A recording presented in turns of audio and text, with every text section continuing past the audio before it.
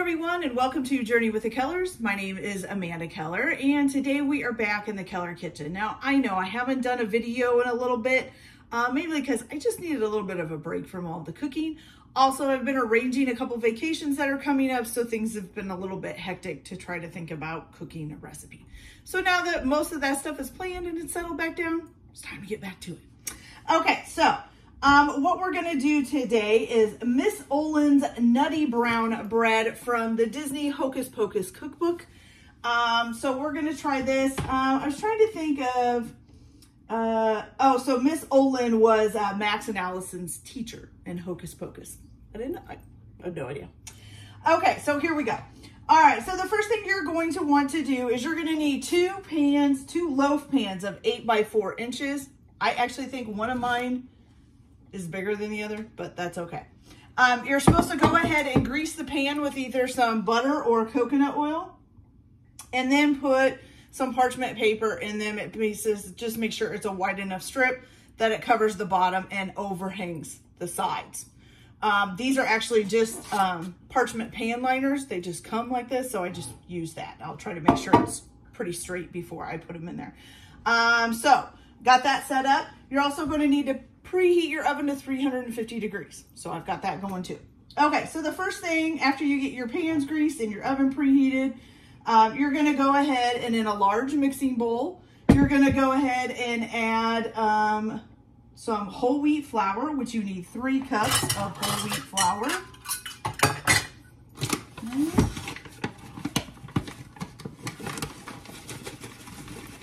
Oops, made my mess, there's a hole at the top of the bag.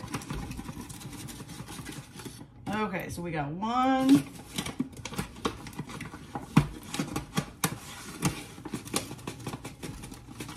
We got 2. Let's turn it this way to get the 3rd one.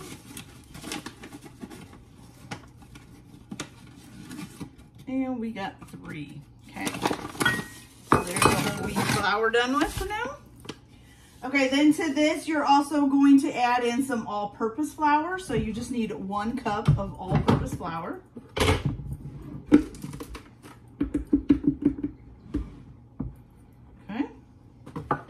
perfect.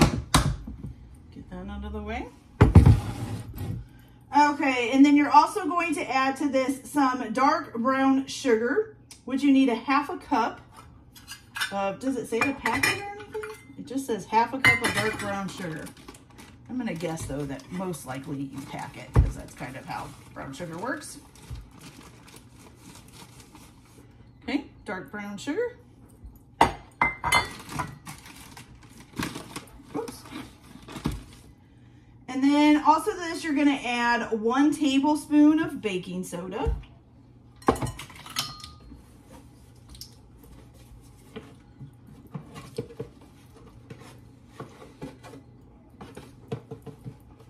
Still using this big old box. It's really hard to get the baking soda out of the bottom of it, but I don't want to waste it.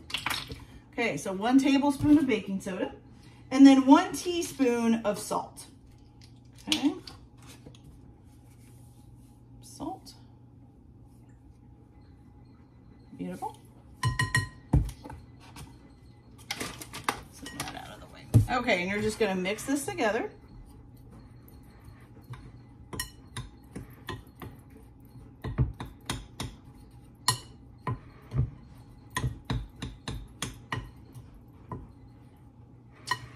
Wow, I am really making a mess. My husband's gonna be upset. I spent the day working, he spent the day cleaning, and I just messed it all up. Oops. Okay, so we got that all in there together. Make sure that brown sugar kind of gets unclumped. And there we go. Okay, so that is ready. We're just gonna set that off to the side for a few minutes. Okay, so the next thing you're going to do in a medium bowl, like this, you're gonna go ahead and add in 2.5 cups of buttermilk. Okay.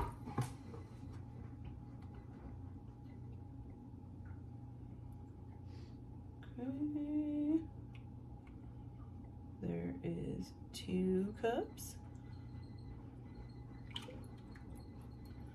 And then, ooh, I can see it. We need the 1/2 cup.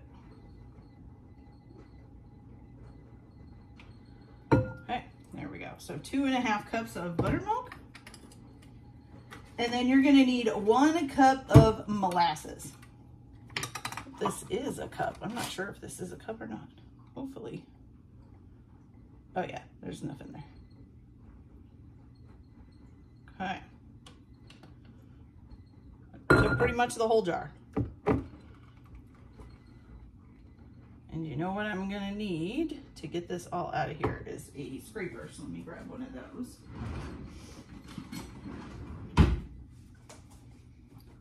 Okay, go.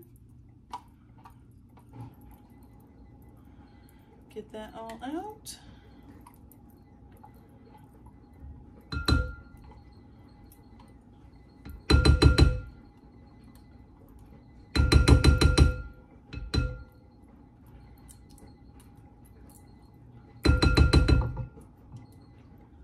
All right, got that done. Oh goodness, dogs are barking, dogs are barking. All right, so then after that, you're gonna go ahead, so you're just gonna combine those 2 together. Okay, so we're just gonna use a whisk and whisk them together here.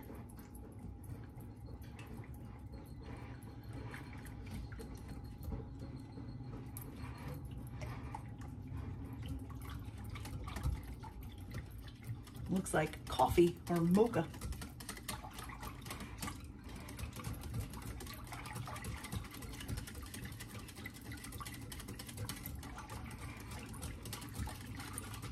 Okay. Now, once you get that all whisked up, looks like there's still a little bit of molasses here on the side of the bowl. Good thing about glass bowls, you can kind of look through the bottom and see how well you've gotten stuff mixed up. Okay, and then, as you can tell, kind of looks like mocha. Okay, so we got that done. All right, so now you're going to add this to the dry ingredients, and you're going to basically stir it in. So while you're adding it, you're going to be stirring it in there. So let me get the dry ingredients here. Get my whisk ready. Okay.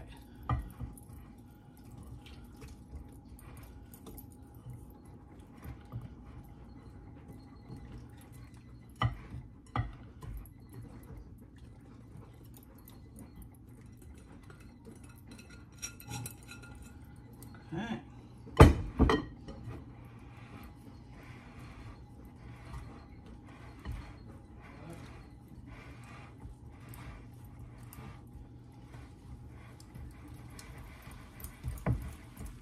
Let's get this stirred up real good.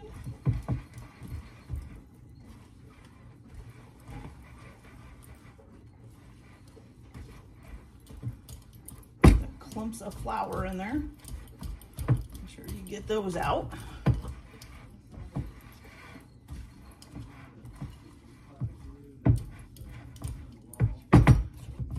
There we go. Okay. You're just supposed to stir this until the dry ingredients are moistened. Okay. So now we're going to get that out of the way. Wipe our hands off here. Got some stuff on them.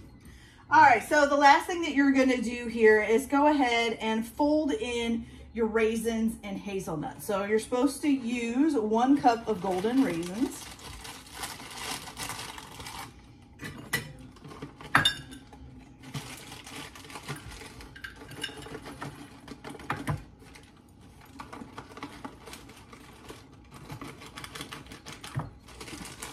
If I can get them out of the box. Nothing holds up a cooking project like packaging, you know? It's just how it is. Okay, there we go. So we're gonna go ahead and put that 1 cup of golden raisins in. And then we're also going to put in, now it says for 1 cup of chopped hazelnuts. Now, unfortunately, my local store doesn't carry chopped hazelnuts. They don't carry hazelnuts at all. They carry hazelnut spread. That doesn't do me any good. So we're just gonna substitute in for what I already had here at home, which is some almonds. So I'm just gonna put 1 cup of almonds in there. This is like slivered, sliced, whatever, almonds. Okay. And you're gonna go ahead and fold that into the batter. So folding just means basically you start at the side and bring it into the center and kind of go all the way around the bowl. Make sure you get it all folded in there. Go. Now, the other thing in here that it does say, there is a recipe in this book for pumpkin butter. Oh, excuse me. But we actually aren't very big on pumpkin butter, and it also makes like 4 jars of pumpkin butter, which is way more than we would eat, especially since we don't like it very much. So instead, I just bought some apple butter that we can put on it once it's cooked. I also got some flavored butters. One is like a cinnamon and sugar, and one is a honey butter. But you know, you guys can use whatever you want on it once it's done. If you would like to make the pumpkin butter that's in the book, well, you can go ahead and do that too. You just have to buy the book, so you got the recipe. Okay, so we got that all mixed up. So now, what you're gonna do, first rinse off your hands so you're not getting sticky stuff everywhere. Okay, so you're gonna take your pans and you're gonna try to divide this up evenly between the two. And make sure my parchment paper is straight. I don't want it to leave big lumps in my bread.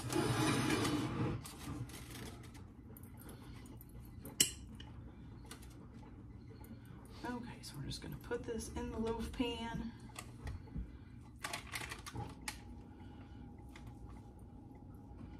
Oh, bowls have really heavy. Also, part of the reason why I haven't been cooking lately is I am having a lot of problems. My arthritis, with the weather being so bad, is causing massive flare-ups, which is really not fun with inflammatory arthritis, but you know, you push through it, you know? So here we go. Okay, so there's that one done. Looks pretty good. Now let's get this one filled up.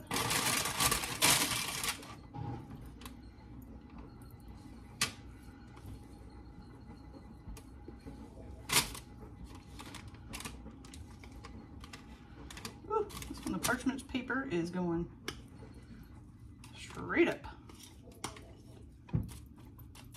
And if you can't hear, we have our grand dog over here today. Her birthday was yesterday, I think, and she turned 5.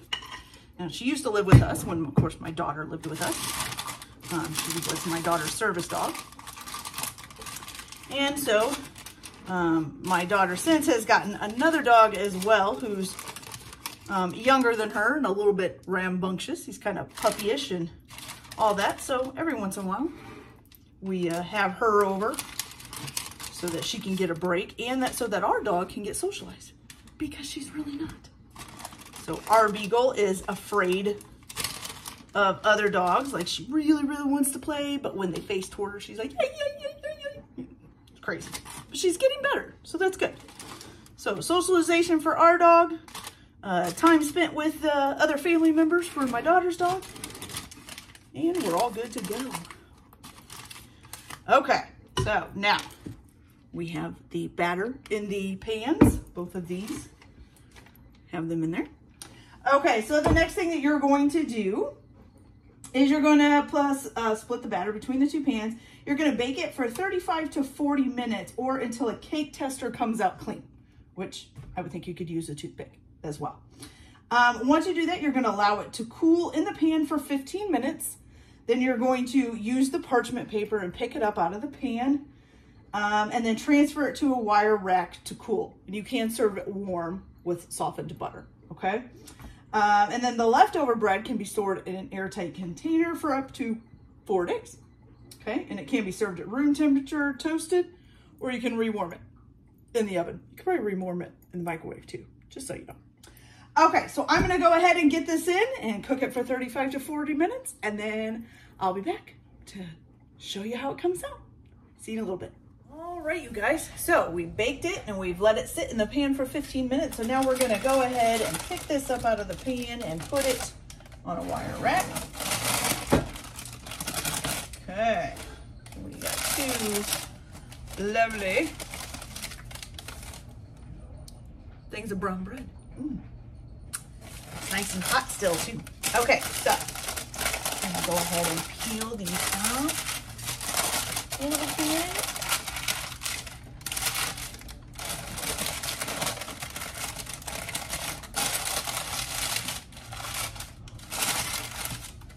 All right, I'm gonna go ahead and also go ahead and slice a piece off just so we can see what it looks like.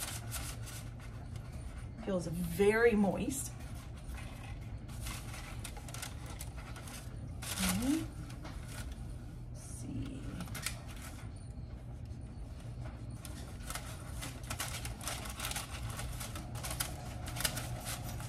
Beautiful. Okay, you guys, let's take a look. Ooh, look at that. Doesn't that look great? It's nice and soft. Got nice little pieces of nuts and raisins in there. Let's go ahead and give her a taste, shall we?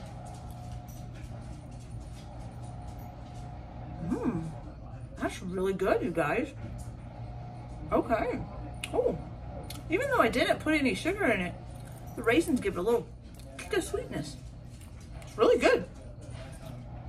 All right, you guys, so that's it for today. I hope you guys enjoyed this video. Like and subscribe if you like, or don't if you don't. Whatever is better for you. Everybody have a good day. Enjoy your cooking. Keep your kitchen messy, and we'll see you later. Bye.